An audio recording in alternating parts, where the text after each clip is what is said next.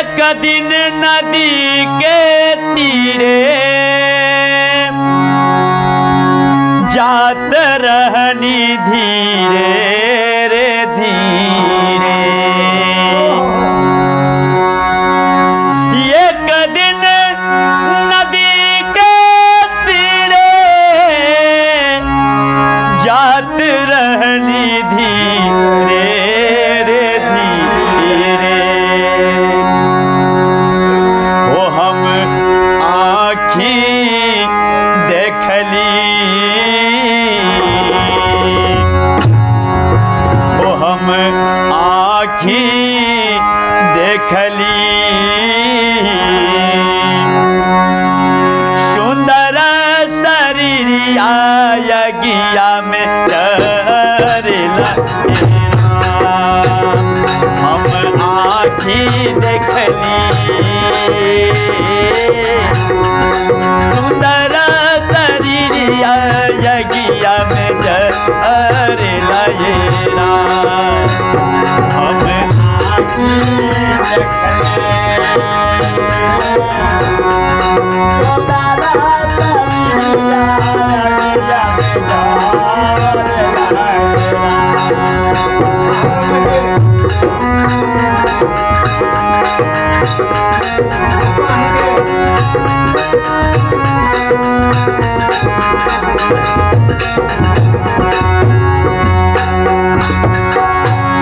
एक दिन नदी के तीरे जात रहनी धीरे धीरे।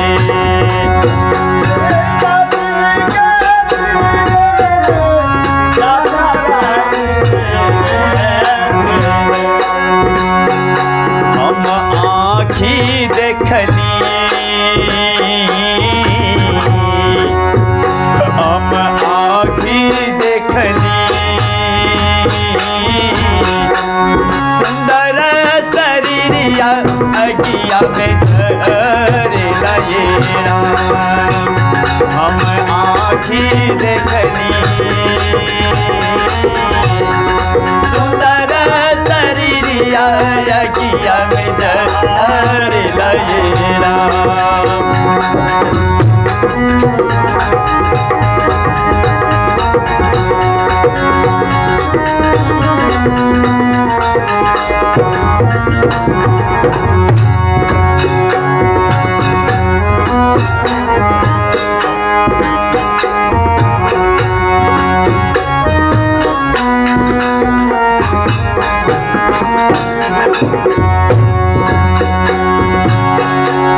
बसवा के लई के विमाना घाटे यही ले चारे हो जाना।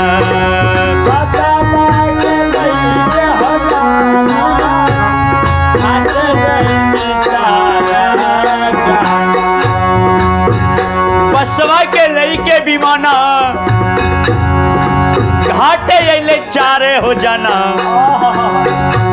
चार गो कहर लगा दिए जाते हैं जब इस शरीर से हंसा रूपी राम जब निकल जाते हैं ना,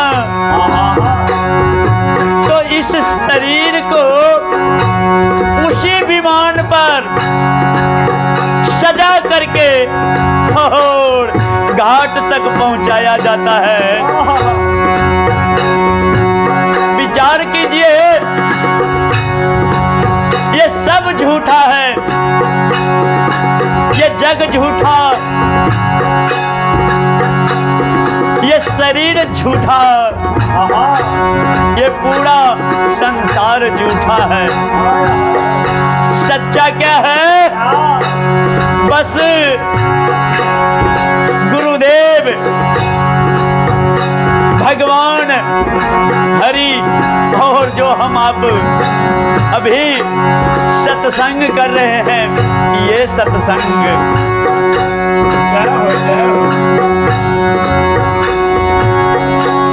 बसवा के लई के विमाना काटे गए लई चार हो जाना।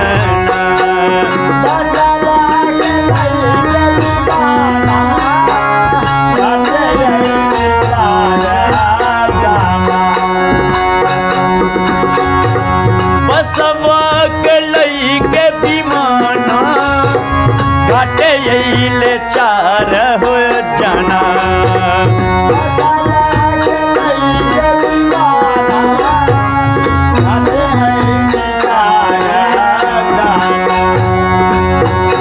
मोहमा पर अगिया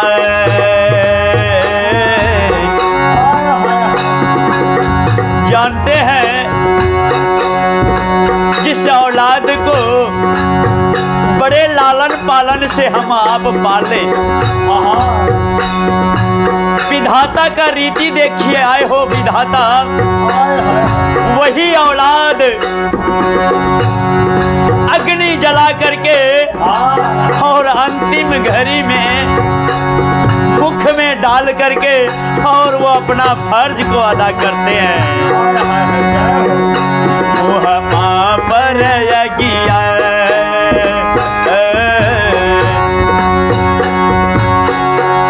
अपने जमल का वहमा हरिला मोहमा पर अगिया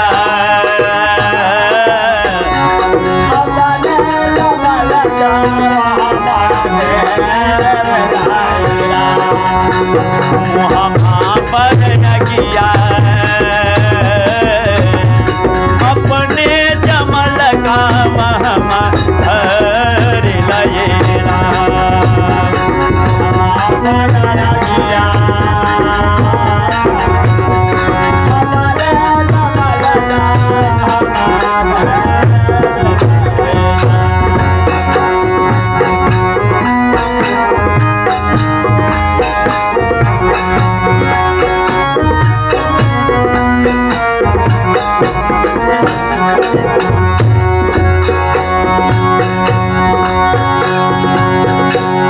हितमीत चेते हो रहले,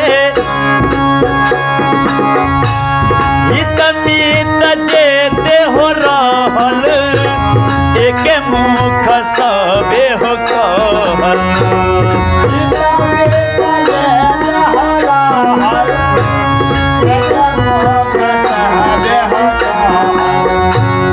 हितमीत चेते हो रहल, एक मुख सबे हो कहल।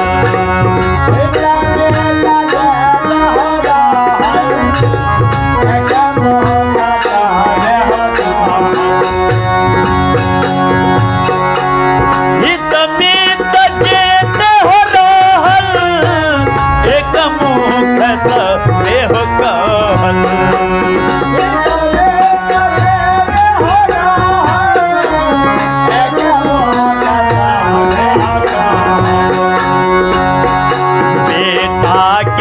जारला से बेटा के जारला से बाबूजी के नासल देहिया सरे लखेरा, बेटा के जारला से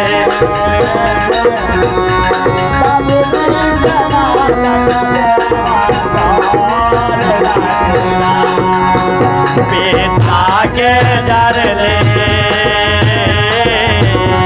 बाबूजी के नासल तनमा कर लयला। बेटा के जरले बाबूजी के नासल तनमा कर लयला।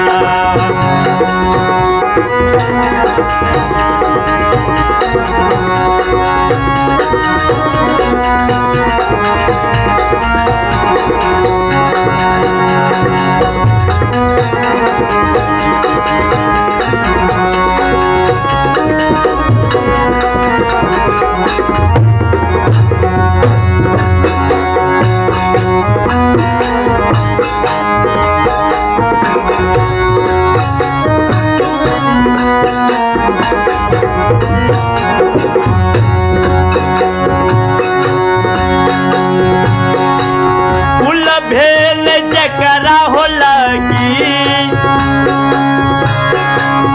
उहे धेल कुह पर आगे।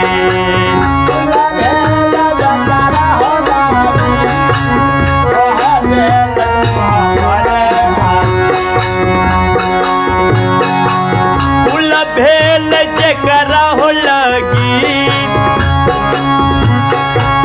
उहे धैलस मुँह पर आगे।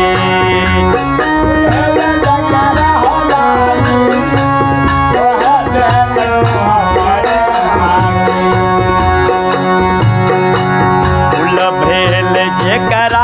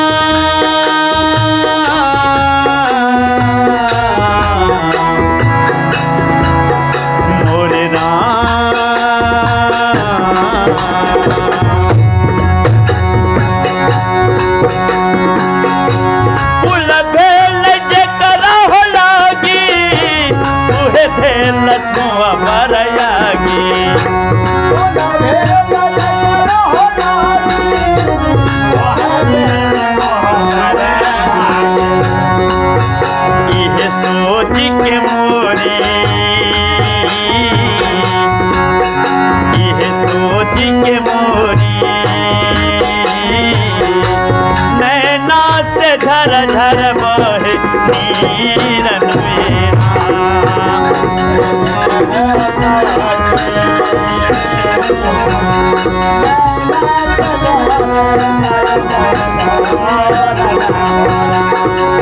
नीरन सोच के मोरी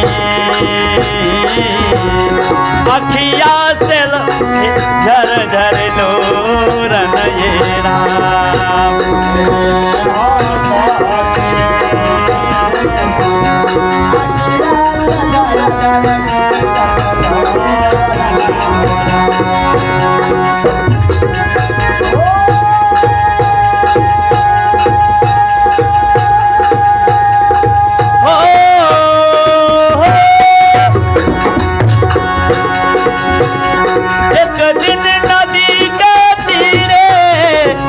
रहनी धीरे धीरे एक दिन नदी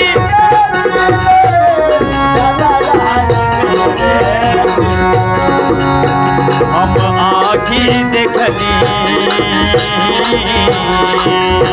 हम आँखी देखली सुंदर शरीरिया मामा चरला हम आँखी देखली